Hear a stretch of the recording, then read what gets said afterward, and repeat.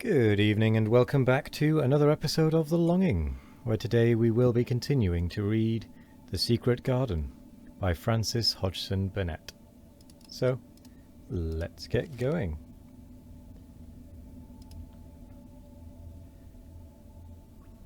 Well, she's got a way of saying things, ended Mrs. Medlock, much pleased.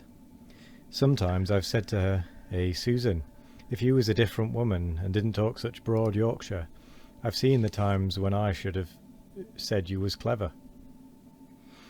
That night Colin slept without once awakening, and when he opened his eyes in the morning, he lay still and smiled without knowing it. Smiled because he felt so curiously comfortable. It was actually nice to be awake, and he turned over and stretched his limbs luxuriously. He felt as if tight strings which had held him had loosened themselves and let him go. He did not know that Dr. Craven would have said that his nerves had relaxed and rested themselves. Instead of lying and staring at the wall and wishing he had not awakened, his mind was full of the plans he and Mary had made yesterday, of pictures of the garden and of Dickon and his wild creatures. It was so nice to have things to think about, and he had not been awake more than 10 minutes when he heard feet running along the corridor, and Mary was at the door. The next minute she was in the room and had run across to his bed, bringing with her a waft of fresh air full of the scent of the morning. You've been out, there's that nice smell of leaves," he cried. She had been running, and her hair was loose and blown, and she was bright with the air and pink-cheeked, though he could not see it. "It's so beautiful," she said, a little breathless with her speed. "You never saw anything so beautiful. It has come. I thought it had come that other morning, but it was only coming. It is here now. It has come, the spring. Dickon says so." "Has it?" cried Colin, and though he really knew nothing about it, he felt his heart beat. He actually sat up in bed.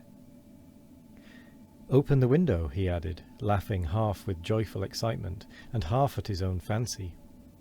"Perhaps we may hear golden trumpets." And though he laughed, Mary was at the window in a moment, and in a moment more it was opened wide, and freshness and softness and scents and birds' songs were pouring through. "That's fresh air," she said. "Lie on your back and draw in long breaths of it. That's what Dickon does when he's lying on the moor. He says he feels it in his veins, and it makes him strong, and he feels as if he could live forever and ever. Breathe it and breathe it." She was only repeating what Dickon had told her, but she caught Colin's fancy. "Forever and ever. Does it make him feel like that?" he said, and he did as she told him, drawing in long, deep breaths over and over again, until he felt that something quite new and delightful was happening to him. Mary was at his bedside again. "Things are crowding up out of the earth," she ran on in a hurry, "and there are flowers uncurling and buds on everything, and the green veil has covered nearly all the grey, and the birds are in such a hurry about their nests for fear they may be too late that some of them are even fighting for places in the secret garden. And the rose bushes look as wick can be, and there are primroses in the lanes and woods, and the seeds we planted are up, and Dickon has brought the fox and the crow and the squirrels and the newborn lamb." And then she paused for breath.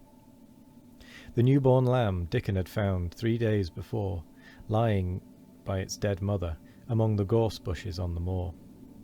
It was not the first motherless lamb he had found, and he knew what to do with it. He had taken it to the cottage wrapped in his jacket, and he had let it lie near the fire and had fed it with warm milk. It was a soft thing with a darling, silly baby face and legs rather long for its body. Dickon had carried it over the moor in his arms, and its feeding bottle was in his pocket with a squirrel, and when Mary had sat under a tree with its limp warmness huddled on her lap, she had felt as if she were too full of strange joy to speak.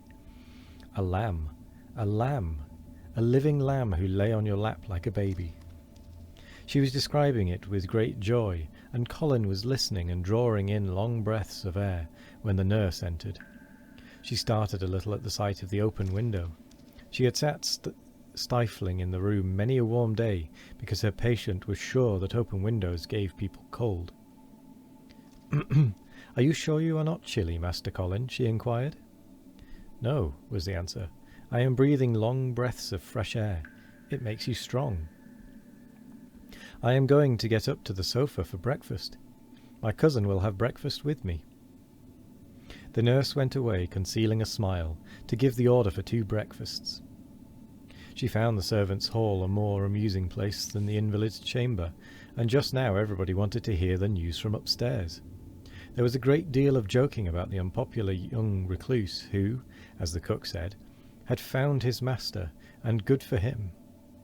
The servants' hall had been very tired of the tantrums, and the butler, who was a man with a family, had more than once expressed his opinion that the invalid would be all the better for a good hiding. When Colin was on his sofa, and the breakfast for 2 was put upon the table, he made an announcement to the nurse in his most Rajah-like manner. "A boy and a fox and a crow and 2 squirrels and a newborn lamb are coming to see me this morning. I want them brought upstairs as soon as they come," he said. "You are not to begin playing with the animals in the servants' hall and keep them there. I want them here." The nurse gave a slight gasp and tried to conceal it with a cough. "Yes, sir," she answered. "I'll tell you what you can do," added Colin, waving his hand. "You can tell Martha to bring them here. The boy is Martha's brother. His name is Dickon, and he is an animal charmer." "I hope the animals won't bite, Master Colin," said the nurse. "I told you he was a charmer," said Colin austerely. "Charmers' animals never bite." "There are snake charmers in India," said Mary, "and they can put their snakes' heads in their mouths." "Goodness," shuddered the nurse. They ate their breakfast with the morning air pouring in upon them. Colin's breakfast was a very good one, and Mary watched him with serious interest. "You will begin to get fatter, just as I did," she said. "I never wanted my breakfast when I was in India, and now I always want it." "I wanted mine this morning," said Colin. "Perhaps it was the fresh air. When do you think Dickon will come?" He was not long in coming. In about 10 minutes Mary held up her hand. "Listen," she said. "Did you hear a caw?" Colin listened and heard it, the oddest sound in the world to hear inside a house. A hoarse caw, caw. "Yes," he answered. "That's Soot," said Mary. "Listen again. Do you hear a bleat, a tiny one?" "Oh, yes," cried Colin, quite flushing. "That's the newborn lamb," said Mary. "He's coming." Dickon's moorland boots were thick and clumsy, and though he tried to walk quietly, they made a clumping sound as he walked through the long corridors. Mary and Colin heard him marching until he passed through the tapestry door, on to the soft carpet of Colin's own passage. "If you please, sir," announced Martha, opening the door. "If you please, sir, here's Dickon and his creatures." Dickon came in, smiling his nicest wide smile. The newborn lamb was in his arms, and the little red fox trotted by his side. Nut sat on his left shoulder, and Soot on his right, and Shell's head and paws peeped out of his coat pocket. Colin slowly sat up, and stared, as he had stared when he first saw Mary. But this was a stare of wonder and delight. The truth was that in spite of all he had heard, he had not in the least understood what this boy would be like, and that his fox and crow and his squirrels and his lamb were so near to him and his friendliness that they seemed almost to be part of himself. Colin had never talked to a boy in his life, and he was so overwhelmed by his own pleasure and curiosity that he did not even think of speaking. But Dickon did not feel the least shy or awkward. He had not felt embarrassed because the crow had not known his language, and had only stared, and had not spoken to him the first time they met.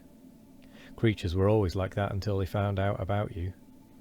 He walked over to Colin's sofa and put the newborn lamb quietly on his lap, and immediately the little creature turned to the warm velvet dressing gown and began to nuzzle and nuzzle into its folds, and butt its tight curled head with soft impatience against his side. Of course, no boy could have helped speaking then. And with that, we come to the end of the episode. So I will say thank you very much for joining me today. I hope you all have a wonderful morning, evening, afternoon or night, no matter what time of day it is. I hope you all have a wonderful one of it. And as always, we will be back tomorrow for more of The Longing. Goodbye.